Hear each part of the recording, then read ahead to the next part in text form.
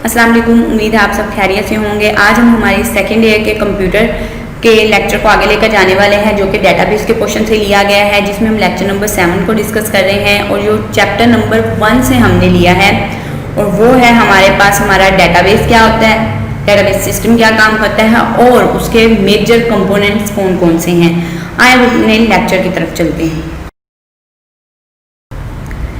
Database से पहले हम लोग पढ़ चुके हैं फाइल प्रोसेसिंग सिस्टम, जो कि ट्रेडिशनल फाइल प्रोसेसिंग सिस्टम था। उसके कुछ डिसएडवांटेज थे, हम लोग वो भी पढ़ चुके हैं।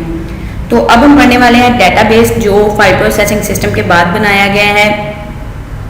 इसकी डेफिनेशन कुछ इस तरह से है, database is a collection of related data set और फाइल्स। इसमें क्या होता है, आपके पास रेलिवेंट फाइल्स बना दी जाती हैं और उनको कलेक्ट करके एक डेटाबेस की फॉर्म में रख दिया जाता है। या यूं कह लें, जैसे फाइल प्रोसेसिंग सिस्टम था, उनमें मल्टीपल फाइल्स थी, लेकिन वो तमाम की तमाम आपस में कनेक्टेड नहीं थी, आपस में रिलेटेड नहीं थी। तो डेटाबेस के पास भी कलेक्शन ऑफ फाइल्स है, लेकिन वो तमाम की तमाम आपस में रिलेटेड होती हैं, एक दूसरे से जुड़ी हुई होती हैं। अगर आप एक फाइल में चेंजिंग करते हैं तो दूसरी में ऑटोमेटिक खुद हो जाती है। तो डेटाबेस इसलिए इस्तेमाल होता है। ईच फाइल में contain different type of information. इसमें मुख्तलिफ किस्म की इंफॉर्मेशन है। जैसे आप एक कॉलेज या एक यूनिवर्सिटी की एग्जांपल लें तो उसमें अलग अलग ब्लॉक्स बने होते हैं। अगर किसी बंदे ने सॉफ्टवेयर इंजीनियरिंग वालों से रिलेटेड कोई इन्फॉर्मेशन लेनी है तो वो उनसे रिलेटेड इन्फॉर्मेशन जो होगी वो डेटाबेस से ले लेगा। अगर कंप्यूटर वाली इन्फॉर्मेशन चाहिए किसी बंदे की, या यूँ कह लें कि कोई डॉक्टरी की फील्ड में उससे रिलेटेड इन्फॉर्मेशन चाहिए, तो वो भी डेटाबेस निकाल के देगा। तो मुख्तलिफ स्टूडेंट्स के मुख्तलिफ ग्रुप्स, मुख्तलिफ डिपार्टमेंट्स की अलग अलग फाइल्स होती हैं और वो तमाम के तमाम फाइल्स को आपस में रिलेट कर देते हैं। End user use for the specific the files में be organise in different ways. वो कहते हैं इसमें खास किस्म की जो फाइल्स होती हैं वो मुख्तलिफ तरीक़ों से आप उसे ऑर्गेनाइज कर सकते हो, मुख्तलिफ तरीक़ों से आप उसे रख सकते हो। हमारे पास इसकी कुछ एग्जांपल आती है, अगर आपको समझाया जाए तो एक बैंक की एग्जांपल यहाँ पे ले रहे हैं कि एक बैंक है, उसके पास सेपरेट फाइल्स हैं जो क्लाइंट्स के लिए हैं। तो सबसे पहले सेविंग अकाउंट के आपके पास एक फाइल होगी कि एक यूज़र आया आपके पास, उसने अपना अकाउंट बनवाया है, तो उसका जो भी अकाउंट से रिलेटेड डिटेल होगी, अकाउंट नंबर वगैरह या जो भी फर्दर डिटेल होगी वो इस अकाउंट में सेव होंगी। करंट अकाउंट, उसमें मतलब करंट अकाउंट में अपडेशन उसकी क्या क्या हुई है, करंट अकाउंट में से उसने कितने पैसे निकाल लिए हैं, क्या क्या काम किया है, वो हम करंट अकाउंट में देखेंगे। पर्सनल लोन, मतलब उसने कोई लोन लिया है या नहीं लिया, वो उसकी अलग से फाइल बनी होगी। उसमें अगर उस बंदे ने लोन लिया होगा तो उसमें वो शो होगा। इसी तरह से क्लाइंट इन्फॉर्मेशन एक्सेट्रा, इसके अलावा इससे रिलेटेड कोई इन्फॉर्मेशन है तो वो भी आपको डेटाबेस से मिलती है। तो अब कितनी फाइल्स हैं, बेसिकली 4 फाइल्स हैं, इससे ज़्यादा फाइल्स भी हो सकते हैं और ये सारी की सारी फाइल्स एक साथ कनेक्ट हैं। जैसे एक बंदा है जिसका अकाउंट नंबर है कोई भी, तो वो सेव किया हुआ है अकाउंट फाइल में, उसने अपना चेक करना है कि करंटली मेरे अकाउंट में क्या क्या काम हो रहा है। तो करंट अकाउंट, सेविंग अकाउंट से करंट अकाउंट की डाटा को हम देख लेंगे। इसी तरह से अगर उसने कोई लोन लेना है तो पहले प्रीवियस उसके अकाउंट में चेक करेंगे कि इस बंदे ने पहले तो कोई आया लोन लिया है या नहीं लिया, कितनी पेमेंट इसके अकाउंट में मौजूद है और कितनी नहीं मौजूद है, वो सारी देख लेंगे।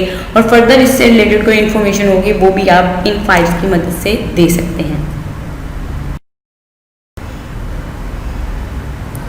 इसके बाद हमारे पास आ जाता है facilities of database system. Database system हमें क्या क्या फैसिलिटी देता है। सबसे पहले तो आप कोई भी डेटाबेस के अंदर कोई भी नई फाइल ऐड कर सकते हो, ये परमिशन देता है। इसके अलावा कोई आपकी फाइल है उसके अंदर आपने कोई नया डाटा एंटर करना है या इंसर्ट करना है, वो भी आप कर सकते हो। इसके अलावा आप डाटा को दोबारा से देखना चाहते हो, जो आपके पास था उस डाटा को आप दोबारा से महफूज किए हुए डाटा को देखना चाहते हो तो रिट्राइव डाटा भी आप कर सकते हो।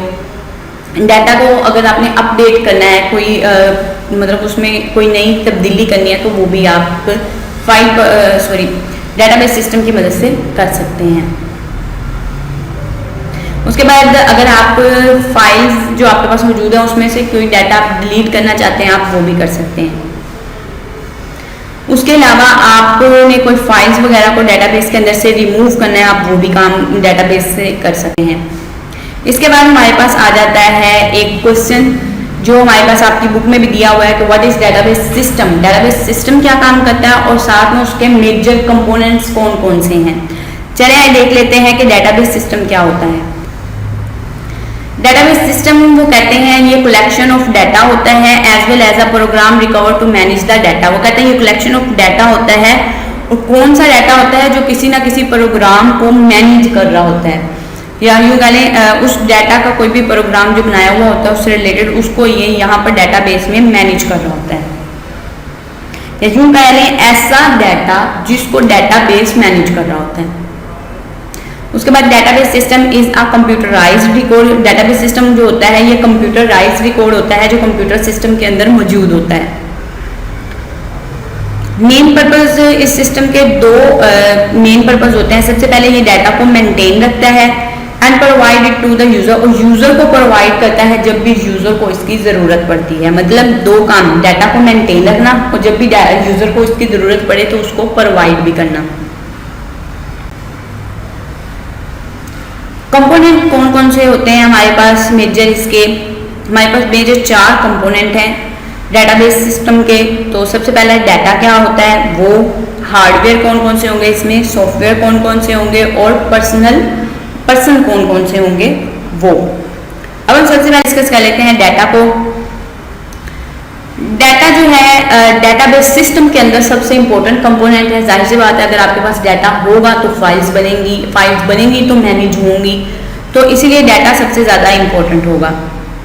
डाटा की डेफिनेशन आप पिछली क्लासेस में भी पढ़ चुके हैं और स्टार्टिंग में हमने जब सेकेंड ईयर की बुक को स्टार्ट किया तो उसके स्टार्ट में भी हमने डेफिनेशन को डिस्कस किया है। Database is a collection of fact store in the database. यहाँ पर डाटाबेस के अंदर वो डाटा को अपने अंदर स्टोर करता है, या यूं कह लें कलेक्शन ऑफ डाटा जो होता है वो जाकर डाटाबेस अपने अंदर स्टोर करता है। Basic purpose of database system is, सबसे बेसिक पर्पस कौन से हैं? ये स्टोर करवाता है डाटा को, मेंटेन करता है और डाटा पे प्रोसेस करता है यूजर के लिए, यानी कि डाटा को अपने पास स्टोर भी करके रख लेता है। अगर उसमें कोई तब्दीली करनी है उसकी देखभाल करता रहता है, कोई चेंजिंग करनी है वो भी कर देता है। फर्दर अगर यूजर ने उस पर कोई और फंक्शन परफॉर्म करवाना है तो वो परफॉर्म करता है। हार्डवेयर को पढ़ते हैं। हार्डवेयर का हमें पता है फिजिकल पार्ट जो कंप्यूटर के होते हैं वो हार्डवेयर होते हैं और ये कोई ना कोई टास्क जो होते हैं वो परफॉर्म करवाते हैं। टास्क कौन कौन से परफॉर्म करवाते हैं? इनपुट क्या होता है, आउटपुट टास्क परफॉर्म करवाता है। स्टोरेज, डाटा को स्टोर या इन्फॉर्मेशन को स्टोर कैसे करना है वो होता है, और इसके अलावा प्रोसेसिंग काम जो होता है। ये कुछ टास्क हैं जो हमारे हार्डवेयर परफॉर्म करवाते हैं। अब कौन कौन से डिवाइसेस हैं वो हमारे पास हैं हार्डवेयर में? सबसे पहले स्टोरेज डिवाइसेस, जिसे आप सेकेंडरी स्टोरेज कह सकते हो, जो डाटा को परमानेंट स्टोर करेगा। इनपुट आउटपुट डिवाइसेस हो सकते हैं, यानी कि इनपुट डिवाइसेस में कीबोर्ड, माउस वगैरह, और डिस्प्ले डिवाइसेस जो हैं वो हमारे आउटपुट डिवाइसेस में आ गए। प्रोसेसर में हमारे पास हमारा CPU आ गया। तो ये कुछ मेजर हमारे पास हार्डवेयर कंपोनेंट्स हैं, इनके बारे में आप फर्स्ट ईयर में डिटेल में पढ़ चुके हैं। मेन मेमोरी आपकी होती है जिसे आप रैम कह लो, जो वो आरजी तौर पे आपके डाटा को स्टोर करें। तो ये 4 मेजर हमारे पास हार्डवेयर हैं। आप दोबारा से बता दूं, आप फर्स्ट ईयर में इसे डिटेल में पढ़ चुके हो। अब हम चलते हैं सॉफ्टवेयर की तरफ। सॉफ्टवेयर में क्या है? सॉफ्टवेयर क्या है? कलेक्शन ऑफ प्रोग्राम है यूज्ड बाय कंप्यूटर, मतलब ऐसे प्रोग्राम या ऐसी एप्लीकेशन जिसको कंप्यूटर इस्तेमाल करता है with in a database system के अंदर। यूँ कह लें कि डेटाबेस सिस्टम के अंदर जो सॉफ्टवेयर का कलेक्शन होता है उसको आप यहाँ पर सॉफ्टवेयर कहोगे। अब सबसे इंपॉर्टेंट जो डेटाबेस के अंदर हम सॉफ्टवेयर इस्तेमाल करने जाते हैं वो होता है DBMS, means database management system. इसके बाद हमारे पास आ जाता है it is use 3 type of software. इसके पास 3 टाइप के सॉफ्टवेयर होते हैं जो डेटाबेस सिस्टम को प्रॉपरली वर्क करने के काबिल बनाते हैं। कि एक डेटाबेस सिस्टम अगर इन 3 टाइप्स के सॉफ्टवेयर को इस्तेमाल करता है तब वो एबल हो जाता है कि वो अच्छा डेटाबेस बन सके। डिफरेंट सॉफ्टवेयर डेटाबेस सिस्टम के कौन कौन से हैं? सबसे पहला आ जाता है हमारे पास ऑपरेटिंग सिस्टम। ऑपरेटिंग सिस्टम क्या करता है? ये मैनेज करता है ऑल हार्डवेयर कंपोनेंट को। इसके अलावा आपका जो भी सॉफ्टवेयर कंप्यूटर पर रन होगा उसको रन होने के काबिल बनाता है। उसके बाद आ जाता है DBMS। अभी हमने पढ़ा है डेटाबेस मैनेजमेंट सिस्टम, तो DBMS यहाँ पे लिखा हुआ भी आ रहा है, it is the database management system that is used to create and manage the database. ये सिर्फ डेटाबेस को बनाने में और डेटाबेस को मैनेज करने का काम करता है। एप्लीकेशन प्रोग्राम्स आ जाते हैं। एप्लीकेशन प्रोग्राम क्यों इस्तेमाल होते हैं? ये यूज्ड होते हैं कि आप किसी भी स्टोर किए हुए यानी कि डेटाबेस के अंदर जो भी प्रोसेस किया हुआ डाटा आपका स्टोर पड़ा है उसे आप एक्सेस कर सको। इसके लिए हम एप्लीकेशन प्रोग्राम बनाते हैं। पर्सनल हम पढ़ लेते हैं। पर्सनल में यहाँ पर हमारे पास मौजूद होंगे person, the people related to database system are called personal. जो भी पर्सन जो होंगे वो लोग होंगे जो आपके डेटाबेस से रिलेटेड होंगे, जो उसको इस्तेमाल कर रहे होंगे, जो उसको मैनेज कर रहे होंगे, वो हमारे पास यहाँ पर पर्सनल होंगे। पर्सन में क्या क्या होंगे, कुछ इंपॉर्टेंट पर्सन हमारे पास मौजूद हैं, जैसे कि डेटाबेस एडमिनिस्ट्रेटर। एडमिनिस्ट्रेटर क्या काम करता है, ये वो बंदा होता है जो रिस्पॉन्सिबल होता है कि डेटाबेस सिस्टम को, पूरे के पूरे डेटाबेस सिस्टम को मैनेज कैसे करना है। एप्लीकेशन प्रोग्रामर ऐसा बंदा होता है जो आपकी एप्लीकेशन प्रोग्राम को या आपके किसी सॉफ्टवेयर के कोड को राइट करने का काम करता है, यानी कि डेटाबेस में एप्लीकेशंस को लिखने का काम करता है। एंड यूजर क्या है, एंड यूजर वो पर्सन्स होते हैं, या end user are the person who use the application program. वो जो डेटाबेस के अंदर एक एप्लीकेशन, एक कोड लिखकर बनाया हुआ है, उसको जो इस्तेमाल करते हैं, उस पर कोई डिफरेंट ऑपरेशन परफॉर्म करवाते हैं, वो आपके पास एंड यूजर होते हैं। वो कोई भी क्लर्क भी हो सकता है, मैनेजर भी हो सकता है, डायरेक्टर भी हो सकता है, कोई भी हो सकता है, वो आपके पास पर्सन होंगे।